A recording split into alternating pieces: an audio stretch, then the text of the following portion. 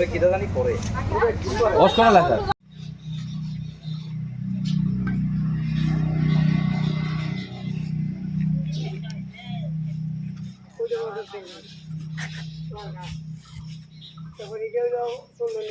না না সত্যি আমরা চন্দননগর বাইছে চন্দননগর নদী থেকে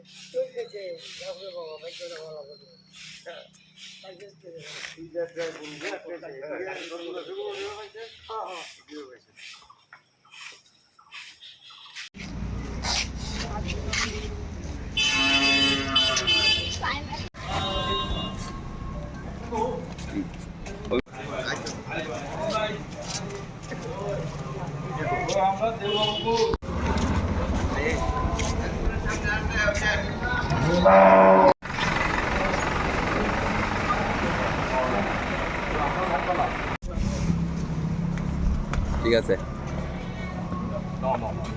লাস্ট নাইট যেটা গেছে অনুমান 2:30 থেকে 3:45 ভিতরে 3:45 আমাদের নাইট অফিসার ছিল এসআই দেবপ্রসাদ চক্রবর্তী এবং সঙ্গে পুলিশ এবং আমাদের টিএসআর টিম। উনি যখন নাইট মোবাইলে বেরোন অন্যদিক থেকে উনি মোবাইল করে আসার সময় ঠিক মরা নদীর পাড়ের পুলটা দেখে আমাদের এখানে দত্তপাড়ার মুখটার এখানে আসার সময় যখন হঠাৎ করে দূর থেকে দেখা যাচ্ছে কি গরু দৌড়াচ্ছে, হ্যাঁ দড়ি ধরে ধরে কয়েকজনে 2-3 জন মিলে 4টা গরুকে এরকম গরুগুলিকে দৌড়ে নিয়ে যাচ্ছে আর কি। এমন টাইমের সঙ্গে সঙ্গে পুলিশ টের পেয়ে পিছু দাওয়া করতে করতে ওরা গরুর দড়ি ছেড়ে চোরের দলগুলি কী করছে তখন পালিয়ে গেছে এখান থেকে। 4টা বড় গরু আমরা মানে আমাদের নাইট অফিসার রিকভারি করতে সক্ষম হয়েছে। সঙ্গে আরও পুলিশ গেছে তখন উনি যখন চেয়েছিলেন হেল্প চেয়েছিলেন সঙ্গে সঙ্গে আমরা এই খবরটা 4টা গরু তো রিকভারি করে যথারীতি নাহলে একটু পরে হলে নিয়ে যেতে হয়তো বা বর্ডারে। সঙ্গে সেই খবরটা বিএসএফকেও জানাই, বিএসএফ সঙ্গে সঙ্গে ওদের টিম 104 ব্যাটালিয়ান ওরাও তাদের টিমকে আরও মানে বেশি অ্যাক্টিভেট করে দেখা গেছে তখন তারাও একটা গরুকে নদীর পাড় থেকে উদ্ধার করতে পেরেছে। প্রথম যে 4টা গরু একই ভদ্রলোক যিনি গরুর উপরে ওনার বিশেষ করে ওনার চলো উনি হচ্ছে সঞ্জয় গো, বাড়ি হচ্ছে মোরা নদীর পাড়।